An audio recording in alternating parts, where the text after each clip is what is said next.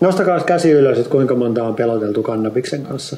800 000 ihmistä on Suomessa kokeillut kannabista. Valtaosa kokeilee sitä kerran, 2. Sitten ne toteaa, että no tästä tuli jumiolo, ei ole mun juttu. Pieni osa ihastuu siihen. Sitten ne on just niitä ihmisiä, ketkä alkaa piirtelemään niitä kannabissativa kukkia joka paikkaan. Ja usein nämä ihmiset, ketkä ihastuu kannabikseen, niin heillä on jo jotain ongelmia alun perin. Ja sitten sillä kannabiksella ne niinku korjaa niitä ongelmia. Se kannabis on semmoinen, että tämä on mun juttu, että hitto tää korjasi nämä kaikki ongelmat, että mä haluan tätä lisää. Ja nämä ihmiset, ketkä ihastuu siihen, niin he sitten saattaa päätyä riippuvaisiksi.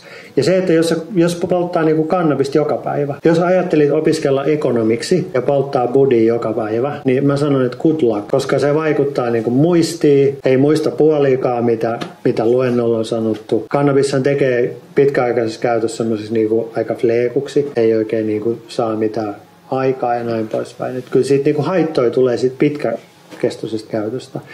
Ja osalle ihmisistä tulee sitten mielenterveyden häiriöitä. Et sen takia laillistusta ei kannata tehdä ennen kuin meidän psykiatrinen palvelujärjestelmä on hyvässä mintissä. Nyt se on niin romuna, että jos nyt laillistettaisiin vaikka kannabis, se lisäisi mielenterveyden häiriöitä osalla käyttäjistä, niin ei me ehkä nyt kaivata niin kuin just nyt sitä.